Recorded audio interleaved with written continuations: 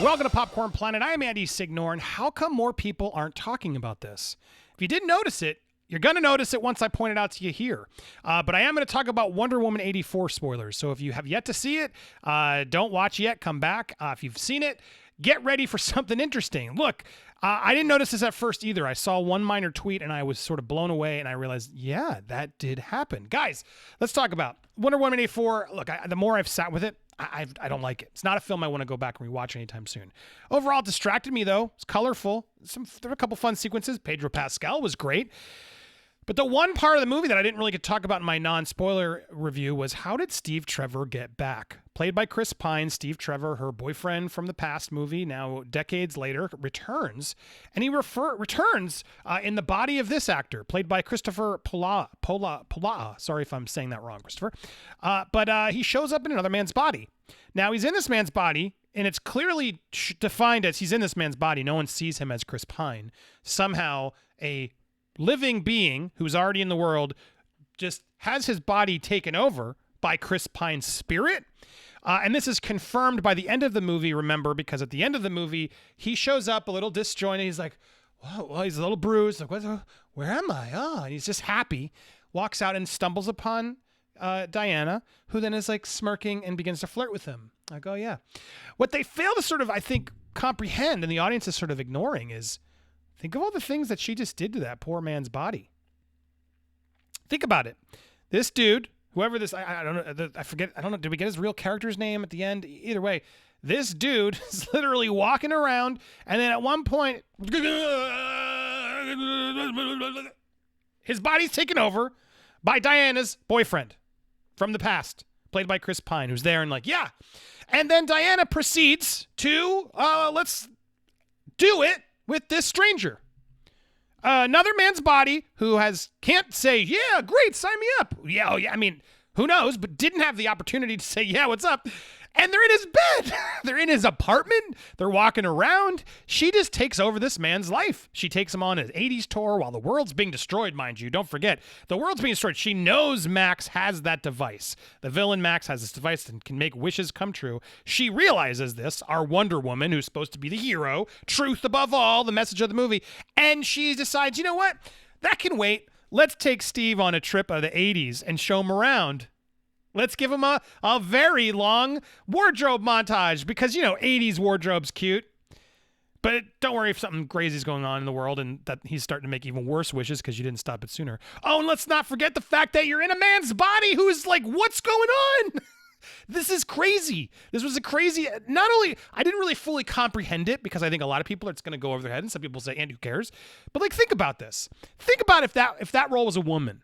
Imagine if that role was a woman, and let's roll the genders, because everyone talks about how great it is. They reverse the genders in Wonder Woman, and I do. I like the Chris Pine sort of the supporting character to support the woman. That is, I like that about the first Wonder Woman a lot.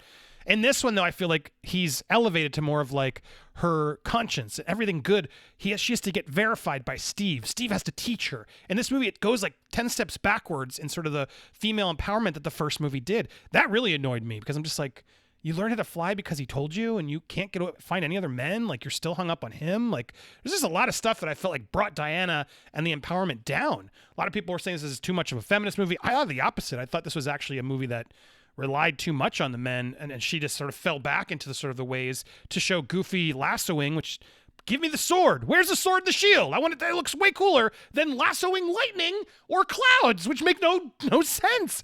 But back to the point at hand before I go to my rant. If you want to join my rant tonight, we're going to be doing it live. Make sure you've subscribed.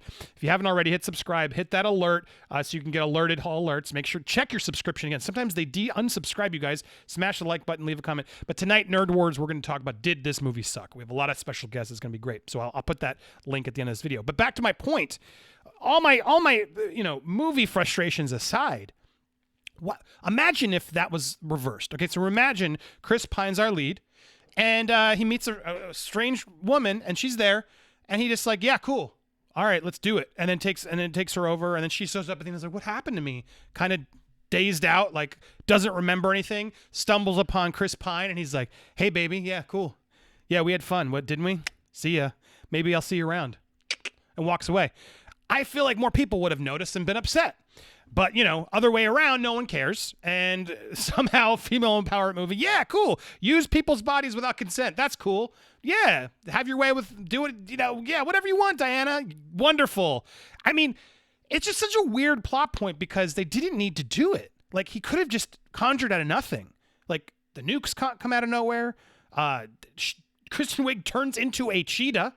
The rules of the wishing clearly make no sense in this movie. There's no actual guidelines that sort of help ground them. And then apparently you can just take your unwish and suddenly everything just goes back to normal. Like, in what world does that happen? So you get 2 wishes. But no, I recant my wish, and so therefore everything goes away just for convenience of plot. It's stupid. It was just, that made the finale just. So there were no stakes. Oh, all I had to do is never. I'm kidding. I don't have. There's no consequences. I can just. No, I don't want this. It's a stupid movie. But again, back to this point. I thought, I saw this little tweet and I thought, am I crazy? So I wrote around and I wasn't crazy. So here's somebody who's Shannon in Ohio's, yay, haters gonna hate. My second review, always hate a movie that crushes the Bechdel test. It means females, it talks to other females. It's not about men. Sure, I think you're ignoring some male stuff. Makes the male secondary support weaklings, has 0 male gaze, and a woman who corrects a guy calling her miss with "it's doctor." Yeah, I think, Shannon, though, you're missing a lot of the other empowering moments. Like, Diana is so obsessed with Steve. Steve gives her all of the positives. The women are not strong characters in this movie at all. Pedro Pascal is the star of this movie. It's a father story, if anything. Her and Wonder Woman trying to remind him to be truthful, and then he gets away with everything. Sure, that passed the Bechdel test, but it's a bad movie. It's not an empowering movie. So, but yeah, whatever. Woman, raw. But so anyway, here we go. I'm certainly glad it passes the Bechdel test.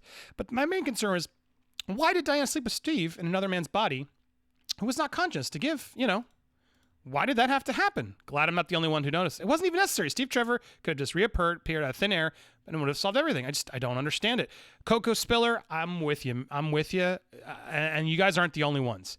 Here was a review as I did some more research. Phil Owen over at The Wrap called this out, the Steve Trevor's problematic resurrection. Called it the same issue. And so let's get Steve is brought back to life by the Dreamstone, monkey's paw. His resurrection is more complicated that we're used to in these sort of situations. His physical body is not revived. He isn't simply conjured into being, which would have made sense. It's just his soul in another man's body who was living a life, who had a house and had an apartment, etc. And then when Steve leaves again, the guy regains his consciousness right in the middle of the chaos of the climax, having no idea what's going on. And they never stop to ponder the weirdness of that. It actually glosses over by having us look at Chris Pine's face the whole time instead of Kristoffer Polaha, the actor who's the person whose body Steve is possessing.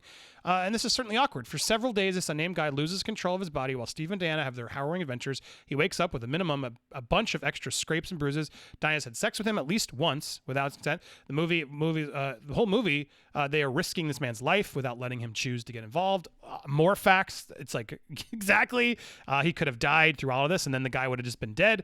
Steve didn't have any choice either, at least in regards to living in this guy's body, but Diana did. And when she eventually did renounce her wish in the third act, it's not because of any concern for the guy, but just because she knew she had to in order to save the world. If the world hadn't been spiraled into chaos, she would have just been happy to have Steve just hijack this guy's existence until he died. Facts. It's just a weird plot point. And for the Outrage police, why doesn't this bother you? It's just the hypocrisy of the Outrage police that this doesn't bother anybody. Nobody cares about this. This doesn't affect anybody. But look, slowly people are starting to catch this. Maybe this will open up some other eyes. Look, I'm not trying to cancel the movie for it, but what a weird choice for the movie to make. And so many smaller things get called out in movies. We get just destroyed by you didn't say this or you forgot this, and like, this is a pretty, if we're going by the rules that we're supposed to go by now in society and be so careful and respectful, what was this thinking? I feel like this is what they weren't thinking. And clearly this was just an accident of like, oh, there was no reason to possess another person's body. And then in doing so, like, yeah, hello. But now it's like the fact that we have to think about consent of physical beings in movies of souls being like I don't know, is this crazy or is this not? I defer to you, the audience, to tell me, but either way, this was a weird plot point, something they could have completely just skipped had they just had him appear out of thin air and then fade away in a ghost. It's a superhero movie. What am I doing back? Oh, I morphed here, and now I'm bye. And then he Avengers out. Like, hello? Nothing else made sense in this movie. Why did that made it make more sense? No, they made it make worse sense. But anyway, I'm not the only one. No one's denying it's an awesome movie. It's not an awesome movie, Derek. I would stand by. I would argue, and we're going to argue that tonight.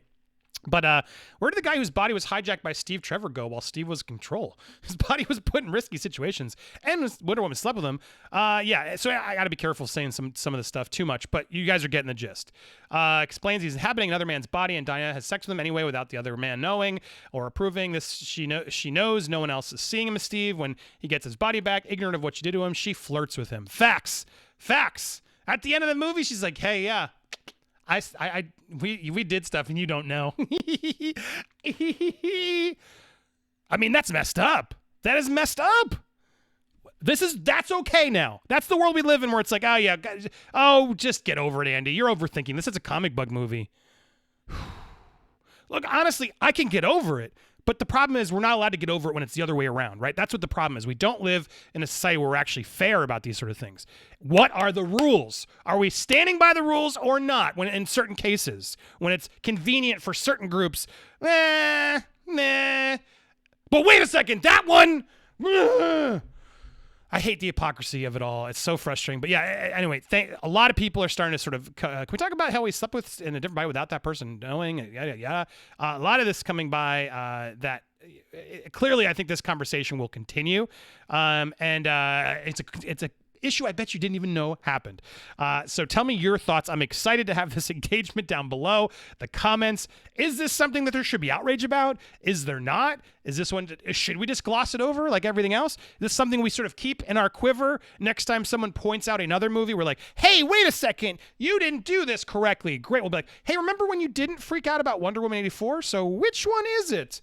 Either way, put this in your quiver, if you will, or drop some other examples down below me that I'm not thinking about as I record this, that maybe sort of prove my point here of like, well, wait a second, huh? We're so outraged and we're so woke and canceling movies left and right, but then this one can just slide through and no one even notices that. Yeah, it's kind of messed up. It's not cool. That's not cool to like. Hey, and I think it was even worse when he shows up at the end. If they just sort of forgotten about it, I think it could have been like lazy script writing and we would have, maybe a lot of us forgot. But he shows up at the end and it's like, I guess we're trying to, Patty, or I don't know, they're trying to like justify it by like, see, there are great people out there. But no, it's the dude you were just with and he has no idea what you just did to him. And you're like, hey, dude, yeah, I guess you are kind of cute. You know what? I liked you better when I thought you were the other dude. But you know what? I guess I could get used to you. That's passing the Bechdel test. Hey, female empowerment, I guess, right? What do you guys think? Again, make sure you've subscribed if you haven't already. Hit that subscribe button in the top corner. Watch these other videos. I'll put the Nerd Wars there in the left. Click that one. Set the alert if it's not already there, or if it's later, just click it and watch it. Thanks for watching, everybody.